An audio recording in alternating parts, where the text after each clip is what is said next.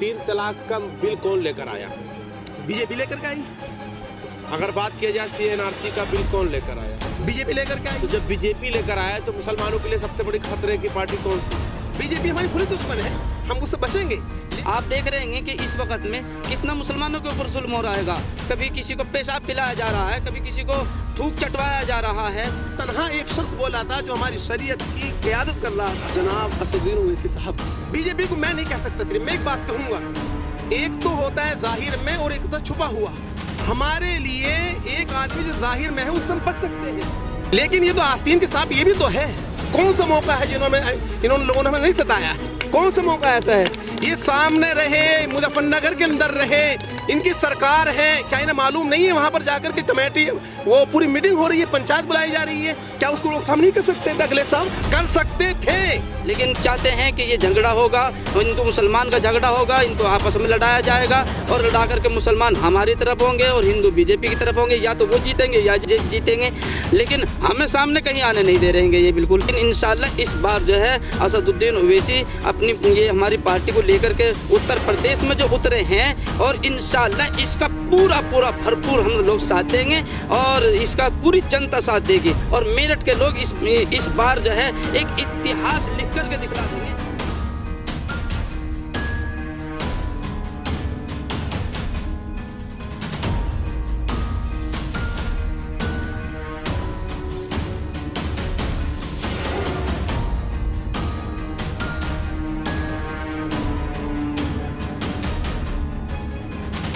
यानी आपके हिसाब से मेरठ का मुसलमान जो है वो असदुद्दीन ओवैसी के साथ है? 100% मैं समझता हूँ और इंशाअल्लाह अज़ीज़ उन्हें कामयाबी भी हासिल मिलेगी। MMI की जो पार्टी है, ये पार्टी यहाँ पर इंशाअल्लाह पूरी बहुमत के साथ में अपने MLA निकालेगी और इंशाअल्लाह वो MLA हमारी आवाज़ को पार्लियामेंट में भी उठाएंगे और जहाँ जहाँ भी ज़रूरत पड़ेगी वो आकर के हमारी आवाज़ को उठाएंगे। जब भी मुसलमानों का कोई मुद्दा आएगा या किसी भी गरीब का या किसी भी जाति का जिसके ऊपर जुल्म हो रहा होगा, ये पार्टी हर किसी के मुद्दे को उठाएगी।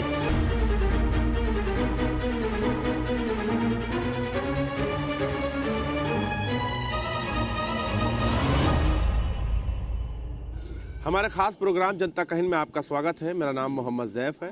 आप देख रहे हैं 24 तक न्यूज़।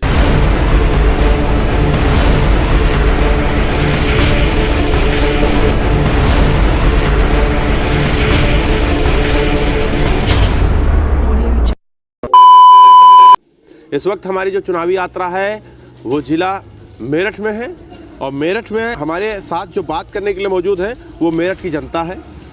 ये सारे मुसलमान चेहरे हैं और इन लोगों से हम जानने की कोशिश करेंगे कि 2022 में ये किसके साथ में होंगे, मायावती जी के साथ होंगे या अखिलेश यादव या बीजेपी के साथ में, या जिस तरीके से असदुद्दीन ओवैसी जो है समझा रहे हैं, उनकी कई रैलियां हो चुकी हैं, क्या मुसलमानों को असदुद्दीन ओवैसी की बात समझ में आई कि नहीं। इन सभी मुद्दों पर हम यहाँ के मुसलमानों से बात करेंगे। हमारे साथ यहाँ पर अगर बात किया जाए तो इमाम भी हैं और मुफ्ती भी हैं, यहाँ पर लोग मौजूद हैं, इन लोगों से भी बात कर लेते हैं। सबसे पहले जनाब तो हम आपसे ही बात करेंगे, क्या लग रहा है कि 2022 में मुसलमान किसके साथ जा रहा है? बिस्मिल्लाहिर्रहमानिर्रहीम। ये आपने एक अहम सवाल किया है कि मुसलमान किसके साथ जा रहा है। तो मैं आपको बतलाता चलूँ कि यूपी की अपनी एक रिवायत चली आ रही है, कभी मुसलमान सपा को सपोर्ट करता है, कभी बसपा को। लेकिन इस वक्त में जो हमें ज़रूरत है वो ये ज़रूरत है कि हम अपना वजूद बनाएं और अपने जो हमारे वजूद को समझने वाली पार्टी हो, हम उसको वोट दें और उसको आगे बढ़ाने की काविश और कोशिश हो। मैं आपको ये और समझाना चाहता हूँ आपके चैनल के माध्यम से, बल्कि पूरे मुसलमानों से अपील करता हूँ इस बात की कि ये देखिए, जब तक आपके पास में कोई अपनी चीज़ नहीं होगी तो उसकी कोई कदर नहीं होती है। मैं आपको एक उदाहरण दूँ और एक मिसाल समझाता हूँ आपको। कांग्रेस के लीडर, बड़े लीडर मौलाना इसरारुल हक साहब किशनगंजी, जो तकरीबन 3 मरतबा सांसद रहे हैं और मेरा बहुत करीबी उनसे ताल्लुक़ भी है, तो मैं ये बताता हूँ, जब तलाक़े सलासा पर बिल आया, जो हमारी माँ और बहनों के साथ में बीजेपी एक खिलवाड़ करना चाहती थी, ऐसे वक्त में जबकि हमारे लीडरों को इकट्ठा हो करके जब शरीयत पर आँच आ रही हो एक आवाज़ उठानी चाहिए थी। तो मौलाना इसारुल हक साहब मरहूम रहमतुल्लाह अलैह, क्योंकि कांग्रेसी हैं आप, कांग्रेसी होने की वजह से कांग्रेस ने ये बैंड लगा दिया था कि वहाँ पर किसी को भी सपोर्ट नहीं करना है। यानी अंदरूनी खाने तमाम पार्टियाँ वो पर्दे के खिलाफ बोल रही हो, जैसे कि बीजेपी बोलती आई और उसने कानून ला करके अपनी ताकत के बलबूते पर इसे पास किया और तमाम पार्टियों ने उसको सपोर्ट किया। सपोर्ट करने का मतलब ये नहीं है कि उसकी हिमायत की हो, खामोश रहना भी सपोर्ट करना ही होता है। सिर्फ मुफ्ती साहब, आप जो विस्तार में बता रहे हैं, दर्शक जो है वो सुन लिए, आपकी बात को समझ रहे हैं। अब सीधे मुद्दे पर बताइए, मेरठ के मुसलमान किसके साथ जा रहे हैं? मैं यही बात आपको बताना चाहता हूँ। मेरठ के मुसलमानों के जहन किधर है वो मैं लोगों को पहले बतला दूँ। आपके चैनल से मैं इसकी अपील कर रहा हूँ कि देखिए, अगर मौलाना ने ये बहाना भरा था कि मेरी गाड़ी वहाँ पर इलजगी जाम के अंदर मैं पहुँच ना सका, जबकि उम्मत के लिए बोलने की ज़रूरत थी उस वक्त में, तो सिर्फ तनहा एक शख्स बोला था जो हमारी शरीयत की क़यादत कर रहा था, बोल रहा था, हमारी शरीयत के लिए बोला है। क्यों? इसलिए कि वो एक अपना जिम्मेदार था। और कौन है, कौन अकेले बोल रहा था? अब अगर आप बात कर रहे हैं तो स्पष्ट करिए। मौलाना, मैं आपको बता चलूँ भाई साहब, जनाब असदुद्दीन ओवैसी साहब थे। काश अगर ये जो हमारे दूसरे हजरात थे, अगर इन पार्टियों में ना होते, अपनी पार्टी के अंदर मौजूद होते, तो हमारी शरीयत की हिफाजत और अच्छी तरीके से हो सकती थी। यानी आपके हिसाब से मेरठ का मुसलमान जो है वो असदुद्दीन ओवैसी के साथ है? 100% मैं समझता हूँ, और इंशाअल्लाहुल अज़ीज़ उन्हें कामयाबी भी यहाँ से मिलेगी। जनाब, आपके पास मैं आता हूँ। आपने तो कह दिया पसंदीदा अगर कोई पार्टी है और मुसलमानों की अगर कोई बात करता है तो असदुद्दीन ओवैसी हैं। अब आपके दिमाग में और जहन में क्या चल रहा है? बिस्मिल्लाहिर्रहमानिर्रहीम। देखिए, इंशाअल्लाह जो अभी मुफ्ती साहब ने आप हजरात के सामने जो बतलाया है कि मेरठ की जनता ये चाहती है कि इस बार बदलाव आए, और यहाँ पर MMI की जो पार्टी है, ये पार्टी यहाँ पर इंशाअल्लाह पूरी बहुमत के साथ में अपने MLA निकालेगी, और इंशाअल्लाह वो MLA हमारी आवाज़ को पार्लियामेंट में भी उठाएंगे, और जहाँ जहाँ भी ज़रूरत पड़ेगी वो आकर के हमारी आवाज़ को उठाएंगे। जब जब भी मुसलमानों का कोई मुद्दा आएगा, या किसी भी गरीब का या किसी भी जाति का जिसके ऊपर जुल्म हो रहा होगा, ये पार्टी हर किसी के मुद्दे को उठाएगी और उसके लिए पूरी जान तोड़ मेहनत करेगी कि किसी के ऊपर जुल्म ना होने दे, किसी का हक ना मारा जाए। क्योंकि अगर बात किया जाए तो अखिलेश यादव भी मुसलमानों के साथ खड़े रहे हैं, आजम खान को आगे करके वो खड़े रहे हमेशा। नहीं, आज़म खां को आगे खड़े करके रखा है उन्होंने, लेकिन जुल्म के ख़िलाफ़ उन्होंने कभी मुसलमानों के साथ नहीं दिया। आप देख रहे हैं कि इस वक्त में कितना मुसलमानों के ऊपर जुल्म हो रहा है। क्या कभी उन्होंने आकर के कभी किसी प्रशासन को धमकाया हो, या किसी प्रशासन से बात की हो, या किसी से आकर के कहा हो कि भाई ये मुसलमानों के ऊपर जुल्म हो रहा है, इनको मारा जा रहा है, इनको कभी सब्जी बेचने वालों को पीटा जा रहा है, कपड़े बेचने वालों को भी पीटा जा रहा है, कभी तरह तरह के टॉर्चर किए जा रहे हैं, कभी किसी को पेशाब पिलाया जा रहा है, कभी किसी को थूक चटवाया जा रहा है। ये क्या इसमें बोलने की ज़रूरत नहीं थी? जब हमारे वोटों से, मुसलमानों के वोटों से वो कुर्सी के ऊपर जाकर के बैठते हैं, तो क्या ये हक नहीं था कि उनकी बात सुनी जाती और उनका कम से कम दिल पर हाथ रख करके उनको सब्र दिलाया जाता? आपको लगता है कि असदुद्दीन ओवैसी की पार्टी और असदुद्दीन ओवैसी जो है मुसलमानों के साथ खड़े?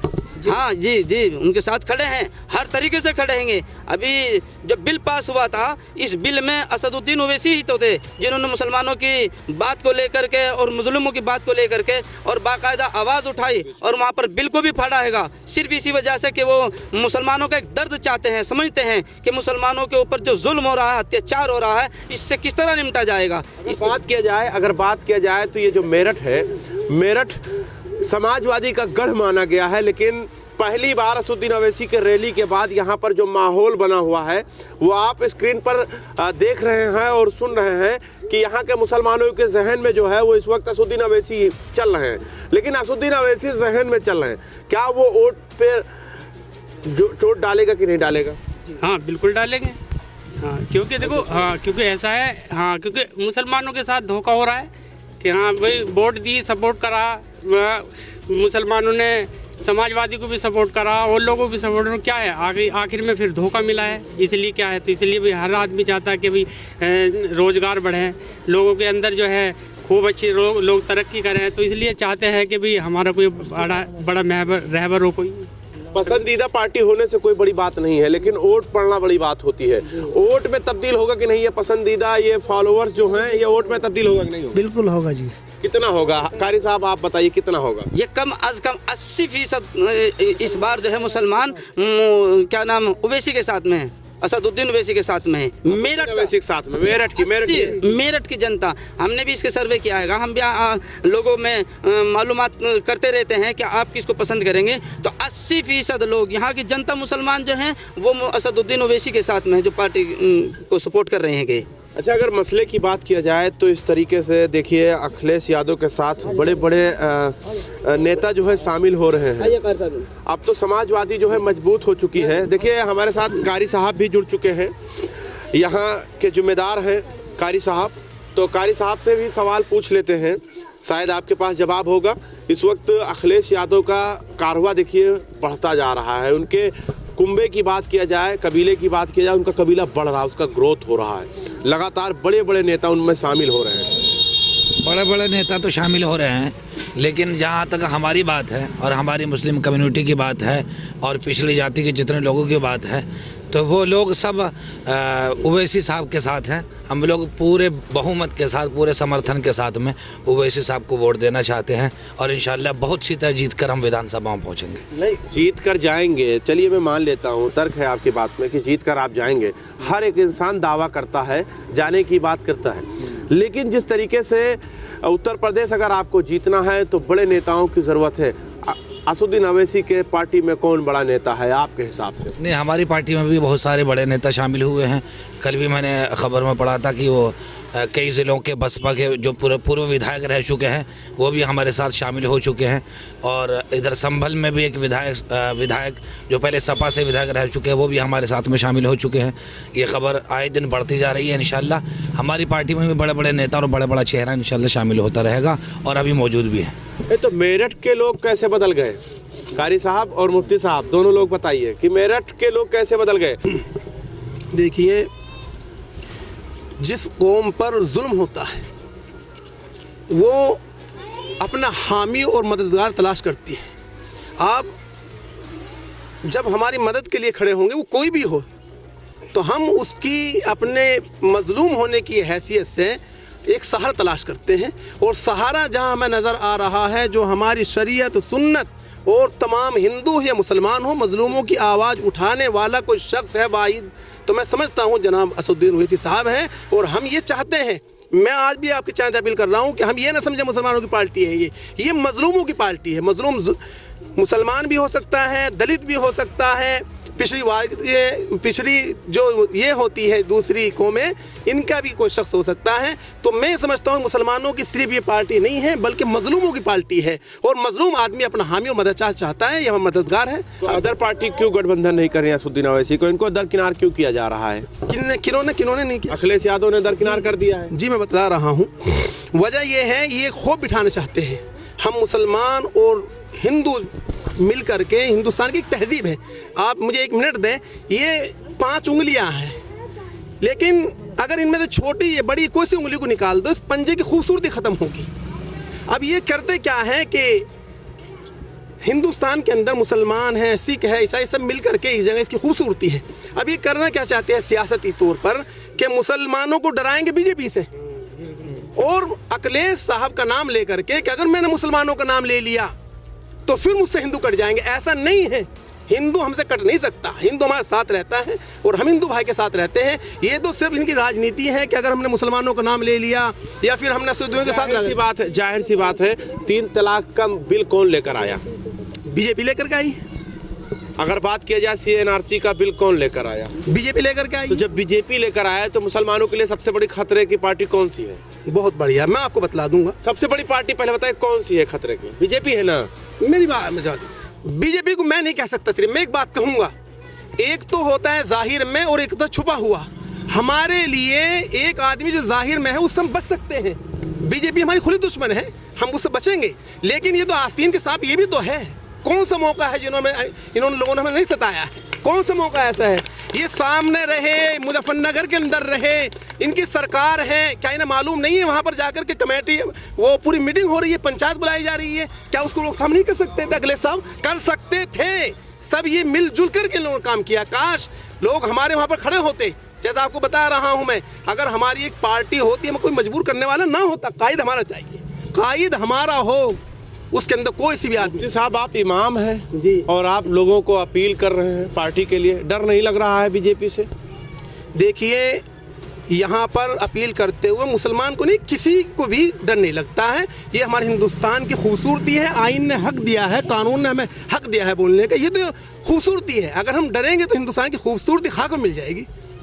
जनाब, इन्होंने मुजफ्फरनगर दंगा याद दिला दिया है, लेकिन मुजफ्फरनगर दंगे से ही क्या उत्तर प्रदेश जीता जाएगा क्या? नहीं, देखिए ये तो बात सही है, लेकिन इससे पहले आपने एक सवाल किया था कि मेरठ की एक तहजीब रही है और यहाँ पर अखिलेश जी का एक दबदबा रहा है, लोगों में चाहत रही है अखिलेश जी की। लेकिन आप बतलाइए, आज तक इतिहास है इस बात का कि जब से हिंदुस्तान के अंदर MP MLA बनने शुरू हुए हैं और ये यहाँ पर इलेक्शन होने शुरू हुए, आज तक मेरठ की सरजमीन से आज तक कोई भी एक भी सीट वो नहीं जीत सके हैं कि MP उनका आज तक यहाँ पर बना हो। ये मेरठ की तारीख है। और इससे पहले सिर्फ एक सीट MLA की उनको आज तक मिली है, आज तक उनको कोई भी सीट आज तक यहाँ MLA की भी नहीं मिली है। ये मेरठ का एक इतिहास है। और मुसलमान रही बात, आप ये अखिलेश यादव के साथ जो भीड़ है, जो अखिलेश यादव चलते हैं तो बहुत बड़ा भीड़, बहुत बड़ा तबका यानी उनके साथ जाता है, युवाओं का तबका। और अखिलेश यादव कहते भी हैं कि मुसलमान हमारे साथ है, तो क्या वो मुसलमान उनके साथ हैं या वो नौजवान उनके साथ हैं? नहीं, इस वक्त को नौजवान बिल्कुल साथ नहीं है।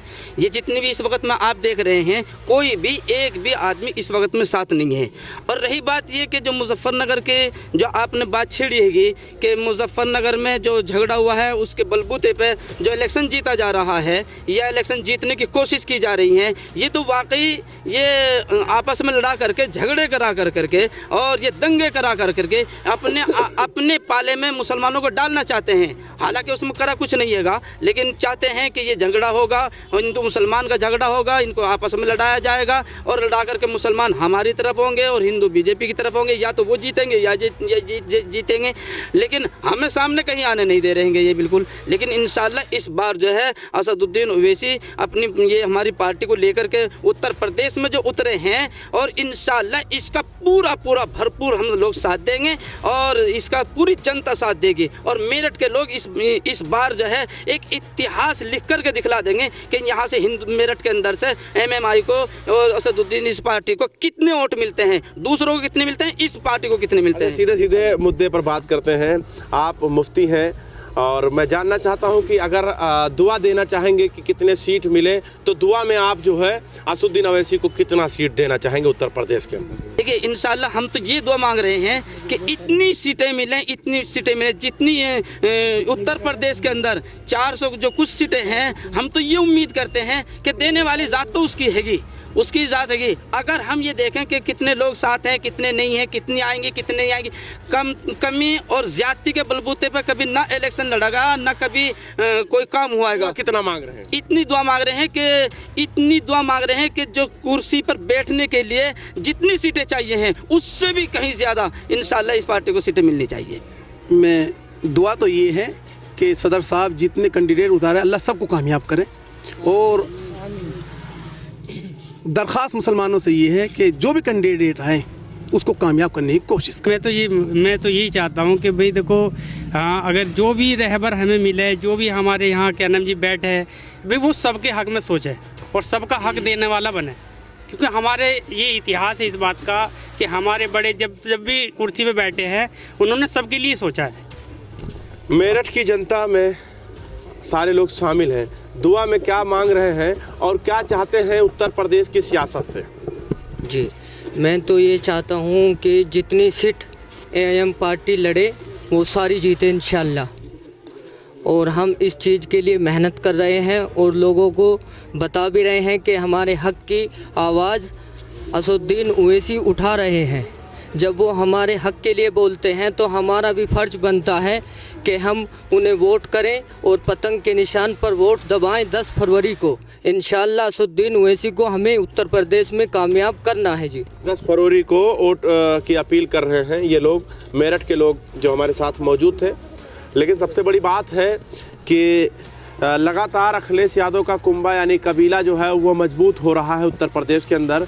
और मायावती की बात किया जाए तो मायावती ने भी कह दिया है कि मैं फिर चुनाव नहीं लड़ने वाली, न सतीश चंद्र मिश्रा जो है वो चुनाव लड़ेंगे और उत्तर प्रदेश ही नहीं 5 राज्य जीतने की पूरी कोशिश की जाएगी मायावती की तरफ से। और वहीं पर भारतीय जनता पार्टी ने दिल्ली में बुलाकर पहले चरण और दूसरे चरण की मीटिंग की कि किस तरीके से उत्तर प्रदेश के पहले चरण और दूसरे चरण को जीता जाए और किस तरीके से युवाओं का जो है वोट अपनी तरफ खींचा जाए। इस फिराक में सभी पार्टी लग चुकी हैं। लेकिन जब मैं मेरठ पहुंचा, मेरा जो चुनावी यात्रा है वो जब मेरठ पहुंची तो वहां पर जो लोग मौजूद थे, हमने ये जानने की कोशिश किया कि उत्तर प्रदेश के मेरठ से मुसलमान किसके साथ जाएगा। तो आप लोगों ने सुना कि यहाँ के मुसलमानों ने साफ कह दिया है कि बहुत हुआ अत्याचार, अब की AIM की सरकार, इस तरीके से ये लोगों का कहना है। मुफ्ती साहब ने तो दुआ भी मांग लिया, लेकिन क्या ये दुआ जो है अरसे आजम तक पहुँचेगी कि नहीं, इसका इंतज़ार होगा। 2022 10 मार्च को पता चलेगा कि दुआ कितना कामयाब हुआ, युवाओं का वोट चोट में तब्दील हुआ कि नहीं। जुड़े रहे, देखते रहे 24 तक न्यूज़। कैमरामैन चांद के साथ मैं मोहम्मद ज़ैफ, लखनऊ।